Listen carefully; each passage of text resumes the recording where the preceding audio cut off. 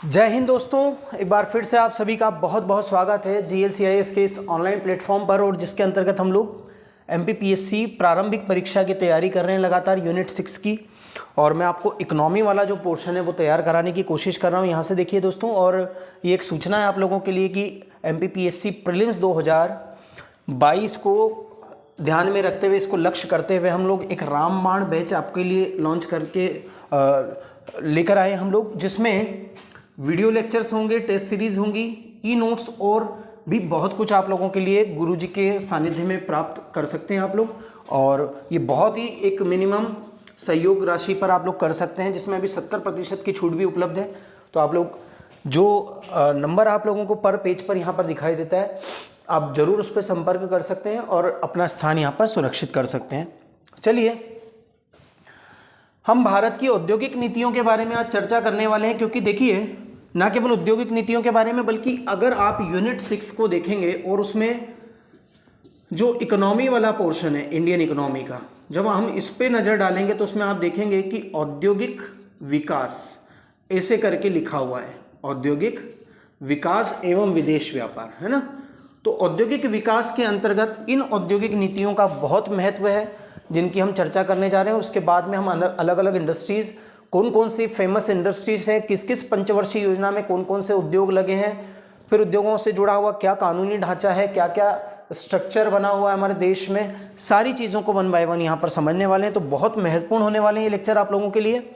सबसे पहले एक जनरल इन्फॉर्मेशन ले लेते हैं कि बिजनेस या जो इंडस्ट्रीज एरिया है भारत का, उसके बारे में ब्रिटिश काल के दौरान औद्योगिक विकास को गहरा धक्का लगा था। क्योंकि देखिए, भारत का जो औद्योगिक ढांचा था ब्रिटेन के उपनिवेश बनने के पूर्व, वो आत्मनिर्भर प्रकार का था। कैसा था? आत्मनिर्भर प्रकार का था, यानी कि हम अपनी आवश्यकताओं की पूर्ति के लिए स्वयं उत्पादन कर सकने में सक्षम थे, ठीक है।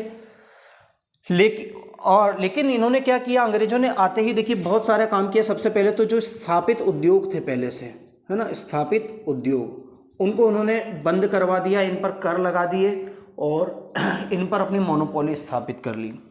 दूसरी चीज़ कि जो कच्चा माल इन उद्योगों को प्राप्त होता था, अब उन कच्चा माल के उत्पादकों के सामने ये बाध्यता आरोपित कर दी कि वो कच्चा माल केवल और केवल ब्रिटिश सरकार ही, या कहना चाहिए ब्रिटिश सरकार ना बोल करके ईस्ट इंडिया कंपनी ही इनसे खरीदेगी।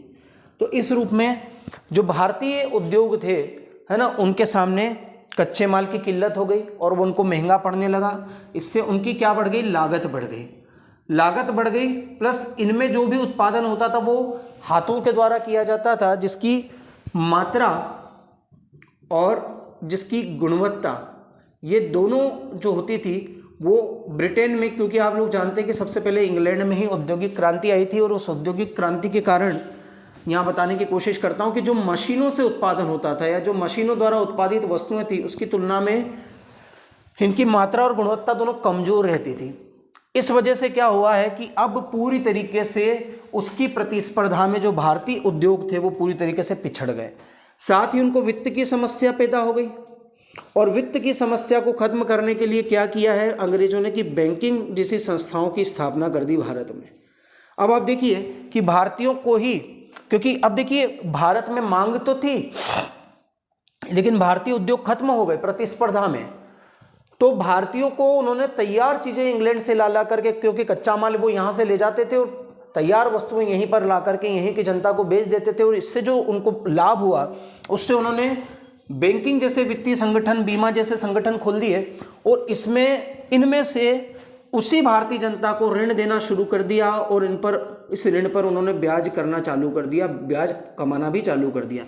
इसको कहते हैं कि ये दोहरा धक्का भारतीय अर्थव्यवस्था को उन्होंने दिया था, और इसी वजह से भारतीय अर्थव्यवस्था पूरी तरीके से जो आत्मनिर्भर और सोने की चिड़िया जिसको कहा जाता था, वो पूरी तरीके से अंग्रेजों की कुचक्र की गिरफ्त में हो गई थी। इसलिए स्वतंत्रता प्राप्ति के पश्चात नियोजकों ने, क्योंकि देखिए जब देश आज़ाद हुआ तब भारत में नियोजन अपनाया गया, जिसके माध्यम से 5-5 वर्षों के प्लान बनाए जाते थे और उनको एग्जीक्यूट करके भारतीय अर्थव्यवस्था को वापस से अपने पैरों पर खड़ा करने का लगातार प्रयास किया जाता था। और इसलिए अलग अलग, खास तौर से पहली, दूसरी और तीसरी जो पंचवर्षीय योजना थी, इनमें खास तौर से भारत में औद्योगिकरण की आवश्यकता को पूरा करने पर ध्यान दिया गया।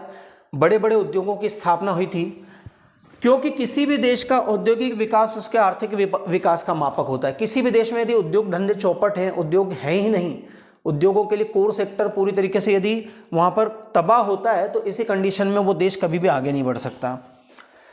और कृषि क्षेत्र, क्योंकि ये कच्चा माल उपलब्ध कराता है उद्योगों को, साथ ही उसके विक्रय आदि सेवाओं के लिए जो टर्जरी सेक्टर है, तृतीय क्षेत्र या सेवा क्षेत्र, उसका विकास या वहाँ की आय भी किस पर निर्भर करती है? उद्योगों के विकास पर ही निर्भर करती है। तो ये हम लोग समझ सकते हैं कि औद्योगिकरण कितना आवश्यक है। औद्योगिक क्षेत्र का विकास जहाँ एक और नए रोजगार और आय के अवसर सृजन करता है। देखिए, यदि समाज में उद्योग रहेंगे या औद्योगिकरण होगा, यहाँ थोड़ा सा इस चक्र को समझिएगा। यदि औद्योगिकरण होता है दोस्तों, तो ध्यान दीजिए क्या होता है, लोगों को रोजगार प्राप्त होता है, और रोजगार प्राप्त होता है तो लोगों को क्या प्राप्त होती है? आय, और आय प्राप्त होती है तो लोगों की क्या बढ़ जाती है?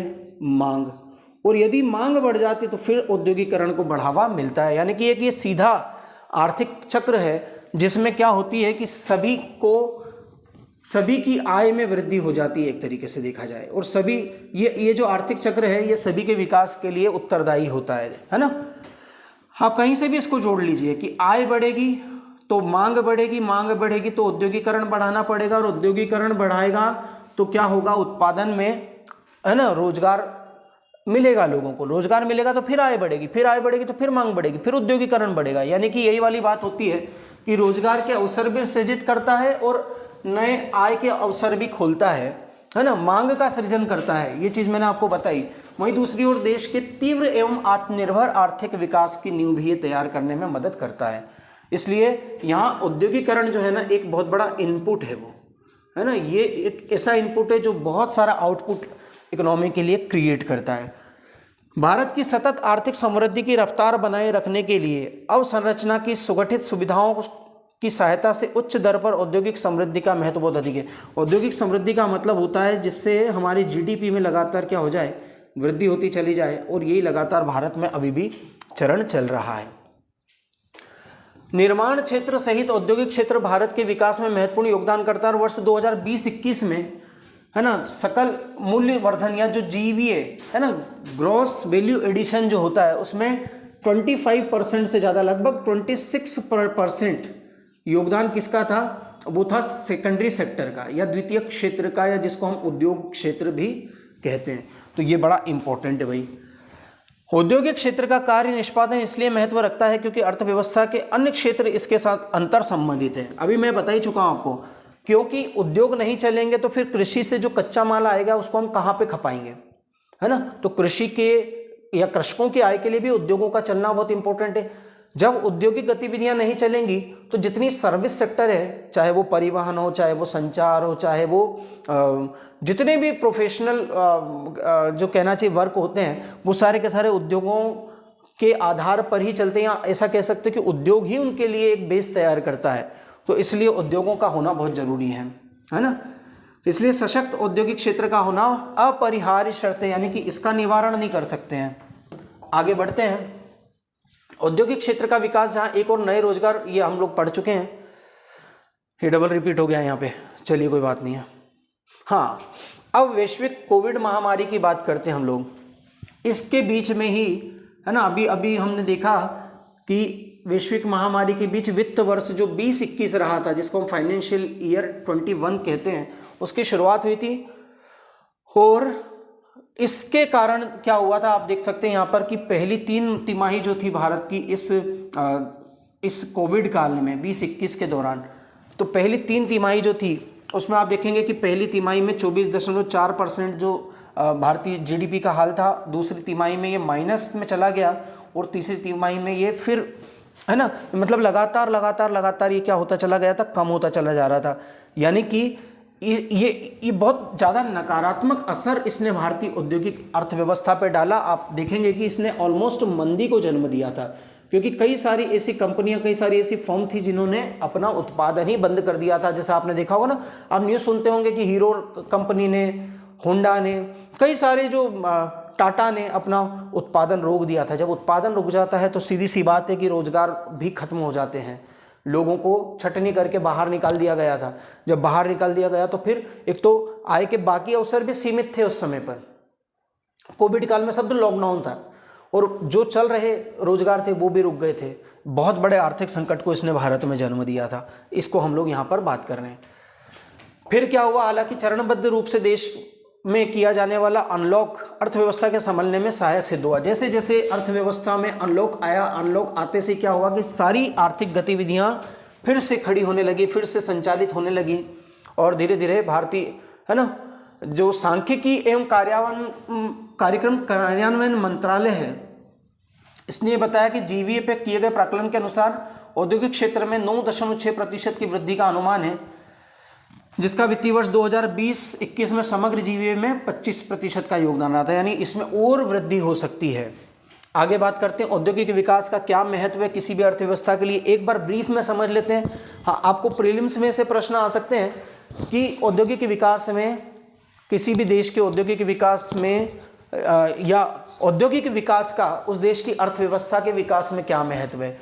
तो आर्थिक समृद्धि के अधिकेंद्र। देखो, आर्थिक समृद्धि का मतलब होता है जब आय बढ़ती है। बस सीधा सीधा इतना समझ लीजिए, समृद्धि का मतलब आंकड़ों से होता है ना।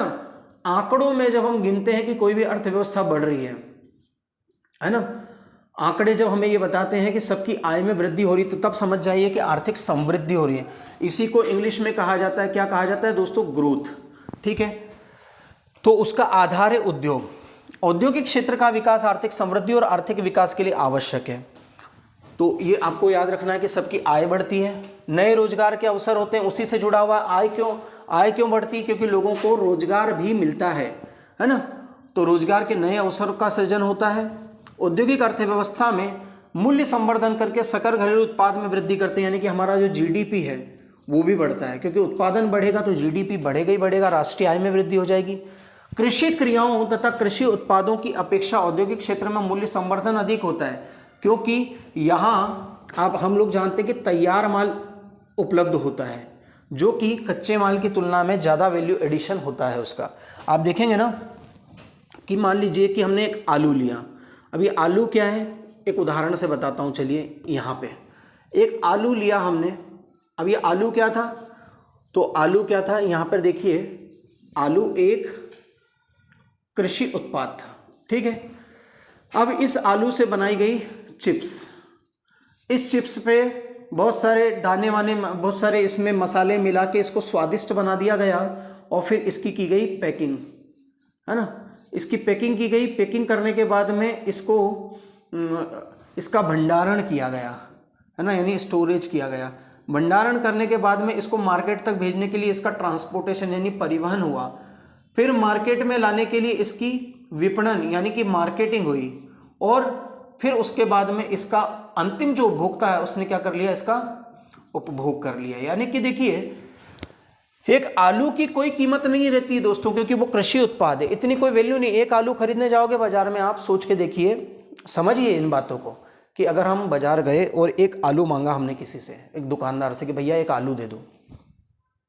चलिए, वो एक आलू दे देगा आपको, तो वो कितने पैसे, आप बोलोगे कितने पैसे दूं, तो बोलेगा यार एक आलू का क्या लेना हो, ले जाओ, चलो रोज सब्जी लेते हो मुझसे ले जाओ। लेकिन यदि उस एक लेस का चिप्स जो आता है पैकेट 20 रुपए वाला, अगर थोड़ा सा उस पर दिमाग लगाओगे ना, तो एक आलू का भी चिप्स नहीं रहता उसके अंदर, लेकिन वो 20-25 रुपए का मिलता है। क्यों?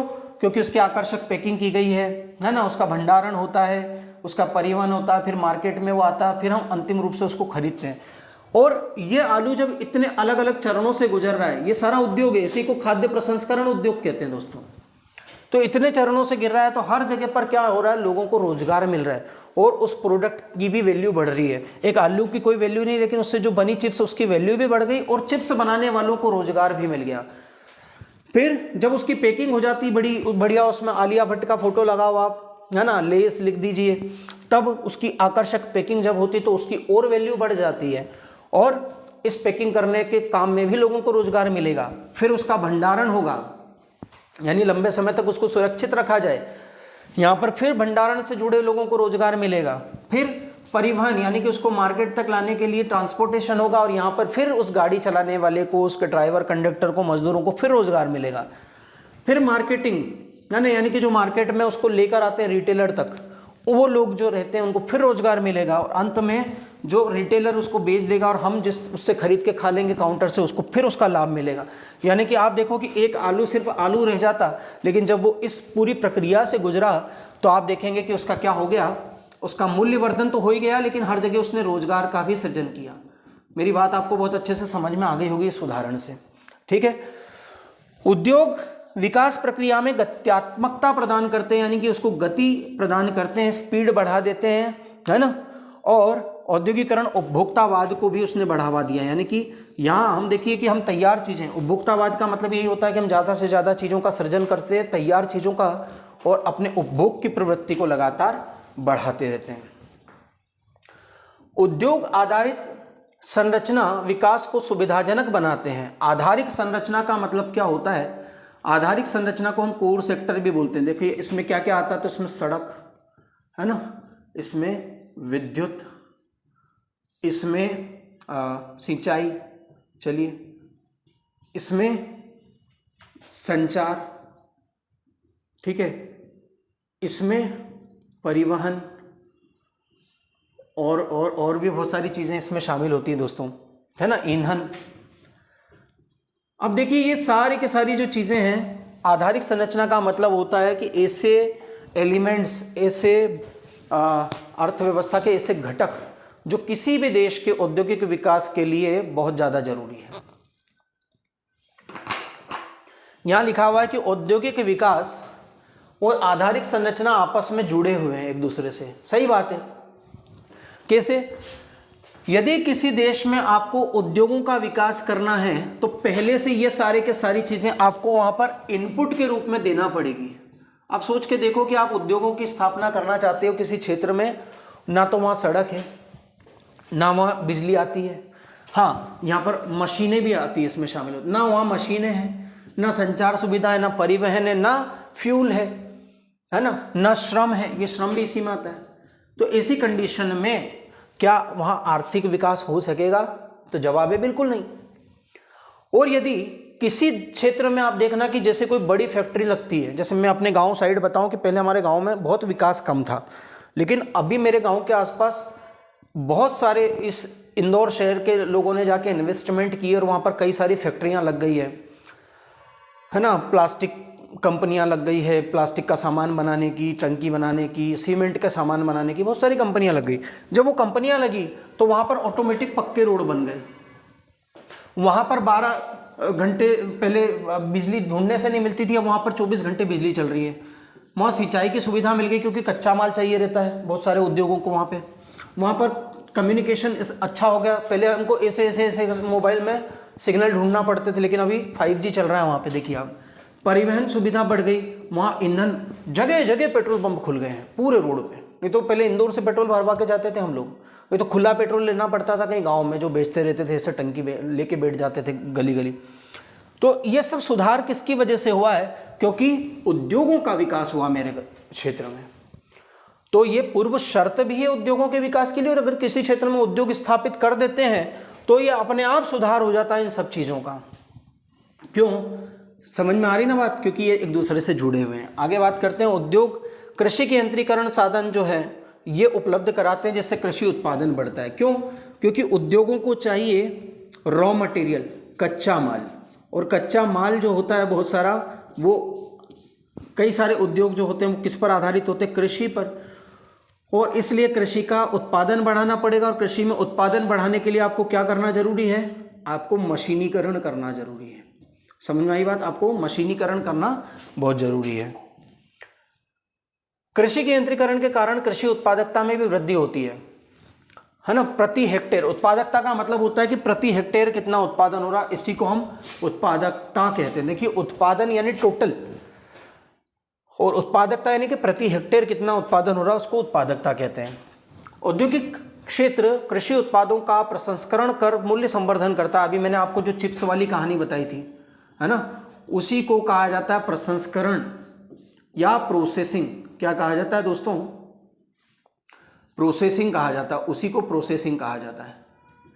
ये आपको मालूम होना चाहिए, जिसमें हर स्तर पर क्या हो रहा था कि उस उत्पाद का, वो चिप्स का हर जगह पर मूल्य बढ़ता चला जा रहा था। यह कृषि आधारित उद्योगों को बढ़ावा देता है, औद्योगिक क्षेत्र सेवा क्षेत्र के विकास के लिए एक आधार प्रदान करता है। जैसे मैंने कहा कि विपणन हो गई, मार्केटिंग है ना, संचार सेवा हो गई, परिवहन, ये सब के सब जो है ना वो सेवा क्षेत्र को बढ़ावा देने वाले क्षेत्र हैं, जिसका आधार भी उद्योग होते हैं। यह व्यापार, यातायात और संचार, बैंकिंग, बीमा और अनेक सेवाओं के विकास में महत्व रखता है, क्योंकि जब उद्योग स्थापित होते हैं किसी क्षेत्र में, मैं आपको बताऊं, इसका भी मेरे गांव से उदाहरण दे के बता सकता हूं कि जब मैं अपने गांव जाता हूं, अभी पहले तो मैं वहीं रहता था, लेकिन अब मैं कभी कभी जाता हूं, 2-2, 3-3, 4-4, 6 महीने में। लेकिन जब मैं वहाँ जाता हूँ तो मैं ये देखता हूँ कि वहाँ कई सारे शक्ल मुझे पहचान में नहीं आ रही है, सब नए लोग आ गए। जब मैंने इस बात पे थोड़ा गौर किया और मैंने पूछा वहाँ पे कि यार ये इतने लोग नए नए क्यों दिख रहे हैं, और एक चीज़ और मैंने देखी कि अभी मेरे गांव के लोगों का सबसे बड़ा जो आय का साधन है वो है किराया। सब अपने मकान के ऊपर एक एक मकान और चढ़ा दिया और किराए से दे दिया। क्यों? क्योंकि बाहर से लोग आए हैं। क्यों आ गए? क्योंकि आसपास फैक्ट्रियां जो डल गई, उसमें प्रोफेशनल्स के रूप में काम करने के लिए पढ़े लिखे सभ्य लोग गांव में आ गए। तो मेरे गांव का पूरा माहौल बदल गया, आधुनिकीकरण हो गया, गांव में मार्केट अच्छा बन गया। गांव में क्या हुआ कि पहले एक ही बैंक था, अभी 6-6 बैंक हो गई है गांव में। मेरे गांव में 12 स्कूल हो गए हैं, क्योंकि इतने सारे बच्चे बाहर से आए हैं, और अच्छे अच्छे स्तरीय प्राइवेट स्कूल खुल गए गाँव में, जहाँ अच्छी शिक्षा लोगों को उपलब्ध हो पा रही, बच्चों को मिल पा रही है। ठीक है, तो ये सारी की सारी जो चीज़ें हैं, मैं एक कह रहा हूँ कि पूरे क्षेत्र का पूरा सुधार हो जाता है, आर्थिक सुधार हो जाता है उद्योगों के विकास की वजह से, है ना। उत्पाद निर्मित करता है, लोगों के जीवन स्तर को ऊंचा उठाने में भी सहायता करता है। जैसे मैंने अभी बताया ना आपको कि जितनी चीज़ें मैं आपको बता रहा हूँ कि स्कूल हो गए, बैंकिंग हो गया, सब अच्छी सुविधाएं हो गई हैं। इस वजह से क्या हो रहा है कि लोगों का जो है ना क्वालिटी ऑफ लाइफ है वो इंक्रीज हुआ, वो पहले से सुधर चुका है। अब इस प्रकार के जो इसमें आपको प्राप्त होंगे, थोड़ा सा आप समझ पाएंगे। थोड़ा सा मैं इसके बारे में बता दूं कि भारतीय अर्थव्यवस्था पर एक नज़र डालें यदि हम, है ना, ये आर्थिक सर्वेक्षण 2021-22 के अनुसार दिया गया है यहाँ पे।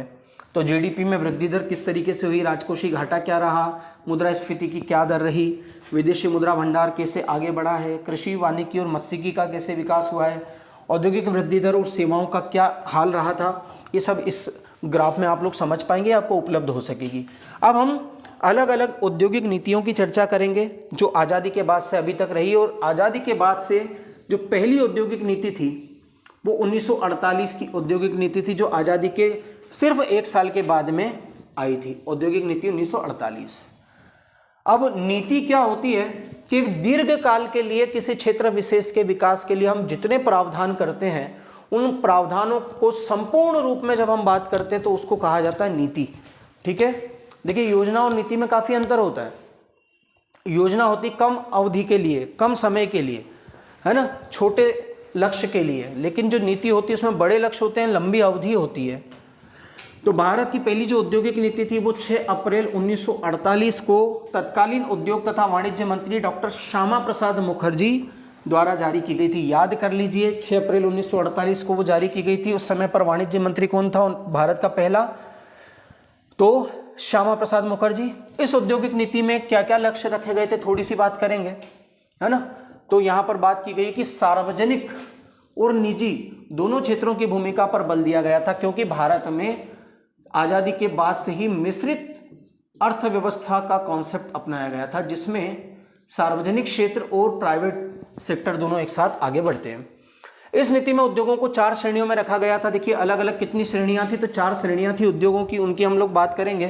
पहली श्रेणी में 3 महत्वपूर्ण उद्योग रखे गए थे, है ना, जिन पर सरकार का एकाधिकार था। तो देखिए आपको याद रख लेना है, यहाँ से बहुत प्रश्न आते हैं दोस्तों, एक एक चीज को ध्यान से सुनिए। कैटेगरी ए जो थी, ऐसे करके याद कर लेते तो ए कैटेगरी के उद्योग कितने थे? 3 थे, जिस पर सरकार का सीधा नियंत्रण होता था। सबसे पहले तो क्या था? अस्त्र शस्त्र एवं युद्ध सामग्री यानी कि हथियार, ऐसे करके याद कर लो, हथियार। दूसरा था ऊर्जा यानी एनर्जी, और तीसरा क्या था? रेल, है ना, ये आपको याद रख लेना है। ये 3 चीजें पहली श्रेणी में थी। दूसरी श्रेणी में 6 उद्योग थे। वो कौन कौन से थे, है ना, जिनकी स्थापना का उत्तरदायित्व सरकार द्वारा निश्चित किया गया था, यानी कि सरकार उनकी स्थापना करेंगे लेकिन उनका जो संचालन था वो निजी क्षेत्र में रहेगा, है ना। उनमें कौन कौन था, तो कोयला, लौह इस्पात, वायुयान निर्माण, जलयान निर्माण, खनिज तेल, टेलीफोन, टेलीग्राफ और वायरलेस के जो यंत्र होते हैं उनका निर्माण, ये सारी चीज़ें इसमें शामिल थी। इस नीति के तहत ये तय किया गया कि इसमें निजी औद्योगिक इकाइयां कार्य करती रहेंगी, परंतु 10 वर्षों बाद उनके कार्यों का मूल्यांकन किया जाएगा और यदि आवश्यक हुआ तो उनका राष्ट्रीयकरण कर दिया जाएगा, यानी कि सरकार उनको अपने हाथों में ले लेगी। तो पहले में 3 थे, दूसरे में 6 थे, और 6 जो थे उसमें यह था कि पहले उसके लिए रेगुलेशन सरकार बना रही है लेकिन वो गतिविधियां निजी क्षेत्र को सौंपी गई, और यदि उसमें कोई खराबी आती है तो उसका मूल्यांकन करने के बाद सरकार उसको अपने अंडर में ले लेगी। तीसरा जो कैटेगरी थी, तीसरी जो श्रेणी थी, उसमें 18 उद्योगों को रखा गया था, है ना, जो निजी क्षेत्र के द्वारा ही चलाए जाने थे, उसके निजी क्षेत्र के स्वामित्व में थे, है ना, लेकिन सरकार के कंट्रोल में थे। जैसे कि मशीन टूल्स हो गए, चीनी, कागज, सीमेंट, सूती वस्त्र, रसायन आदि। बस आपको इतना याद रखना है कि पहले कैटेगरी में 3, दूसरे में 6 और तीसरे में 18 उद्योग आते थे।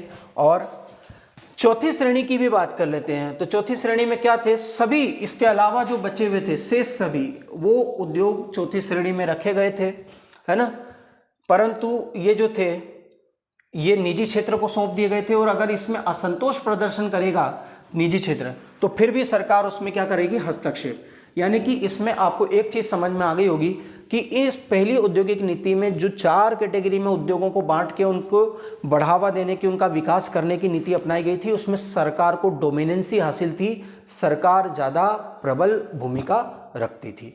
तो पहली औद्योगिक नीति आज हम लोगों ने डिस्कस की है बहुत ब्रीफ में, और अगले चरण में मैं आगे की जो औद्योगिक नीतियाँ हैं उनको आपके सामने लेकर आऊँगा, बहुत स्पष्ट तरीके से आपको समझाने की कोशिश करूँगा। एक गति से हम लोग आगे बढ़ेंगे। आपको ये कितना समझ में आ रहा है ज़रूर बताएं, बार बार इस वीडियो को देखें, इस PDF को पढ़ें, और कोई बहुत कठिन नहीं है। पेपर 6 यूनिट नंबर जो 6 है प्रीलिम्स में, उसमें पॉलिटी के साथ इकोनॉमी इंक्लूड है, तो बहुत ज़्यादा कठिन नहीं है, लेकिन गहराई में फिर भी उतरने की ज़रूरत है, जिसमें मैं आपको लेके जाने की पूरी कोशिश करूँगा। बने रहिए GLC के साथ दोस्तों। जय हिंद।